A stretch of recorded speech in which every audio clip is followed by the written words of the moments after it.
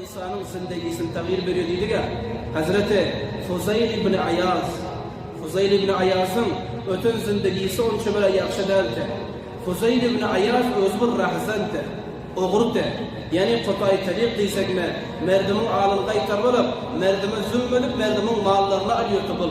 Ama qaram, bir gün diye hem divarlarından bir kafilanı kaytardılar. Bir kafila o karvanı kaytardılar. Bunu kaytarıp, merdimin el ayağından o mallarını alıp, şöyle otayıp bilen, kafilanın içinde bir kari Kur'an vardı. Kur'an'ın hürmetine qaram, Kur'an kaç insana eser ediyor. Kur'an'ın meclisi insana eser ediyor. Kur'an'ın tilavetini insan işte kalbi tağyir ediyor vakıyla. Ana son olsa diyor, kari Kur'an'ın içinde vardı kafilanın. Şunun içinde biri Kur'an okuyuverdi. Kur'an okuyuverdi. Indi Fuzayl'em eştuti mi Kur'an okuyuverdi? Başka dostlarım eştuti. Kari Kur'an bana şu ayete geldi. Kaysı ayet? Alam ya'ani lillezine amanu en ta'şa'a kulubuhum li zikrillah. Bu ayetin tercümesi şu ki Allah ne diyor? Aya Müslümanlara kolayda mıydı? Aya indi yakin gelmedi mi? Ki insanlar yürekleri yumuşasa, Allah'ını yadlasa, etkin işlerinden pişman olsa, günahdan bizar olsalar, iyilikseler, indi vakti gelmedi mi deyip Allah Teala bu ayette şöyle diyor. Fuzayl Kari Kur'an'ın ağzından bunu eşte. Yani Kari'nin yana geldi. Ayette ki şu ayeti yine tekrarladıydı. Yine bir okuydu. Kari okuydu.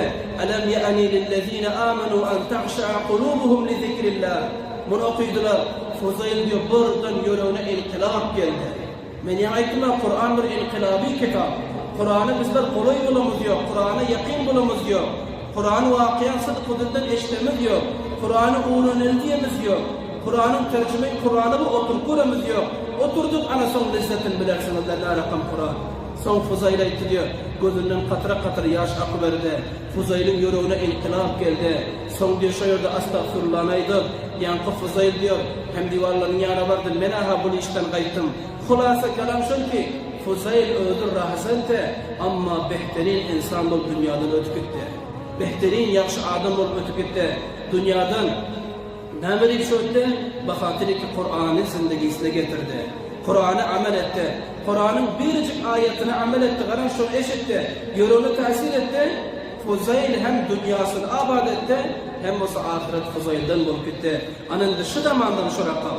Şu zamandan eğer Müslümanlar Kur'an'a paband oldu mu terakki ediyor. Eğer yok Müslüman Kur'an'ı yadından çıkardı. Kur'an'ı arka koydu. Kur'an'ı albar takçıda koyun. Bir Kur'an'ımıza bir karar görmüş için yaparak okuyor musunuzlara hem maşallah Allah kabul etsin. İlla eğer okuyun musunuz onda Kur'anlarınızdan bir şey gelir. Kur'an'ı bunu görün. Üstüne eğer bir parmak çan yatmadık o da ne meydan şöyle değil. Anında Müslüman şüphelen Kur'an'ı okuymadı. Takçıda al koydu bir nakşa koydu. Bir nakşa halas nasıl zaten ana şu oldu ki Müslümanlar nakam olup varıyor. Şu oluyor ki kafirin Kur'an'a raşkanlık ediyor.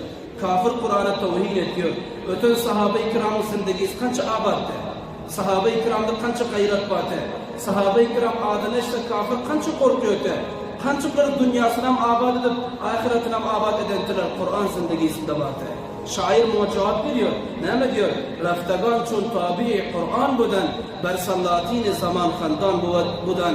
Hakiki ötüküden sahabe-i kiram, tabi'in, tabi'in, ata-babalarımız ki onlar padişahların yanından gülüyordular. Padişahların yanından korkan yoktu hatta. Ne deyip? Yüreklerinde Kur'an vardı. Onların zindegisinde Kur'an vardı. Rahzanan az hifz-i rahber şudan, az kitabı sahibi defter şudan. Rahzan insan, oğru insan Fuzayl'a qaran rahber bolbatdı. Özgür alim bolbatdı. Takvadar insan bolbatdı. Neden boldu? Kur'an'ı zindegisine alıp gelenden boldu. Hulasa gel şul ki Kur'an bir mamuli kitap derken. Kur'an bizler fakat bir ölümüz olsa o kança vakittan sonra bir hatim Kur'an çıkardı o bes Allahu Ekber oldu derken. Kur'an sırf bu derken ki bizler ülürümüzde alıp koysak olmazsa derken.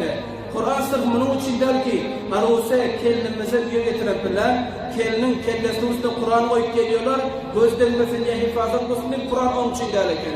Kur'an ne için ekene? Kur'an hidayet için ekene. Kur'an'a amel etmemiz gerek. Sonundan galat berdاشت olmasın ki Kur'an okuysan onda bereket yok. Ya ölürümüze olsa bereket yok olmaklarından. Yani sırf bizler şunu tekkit etmeli.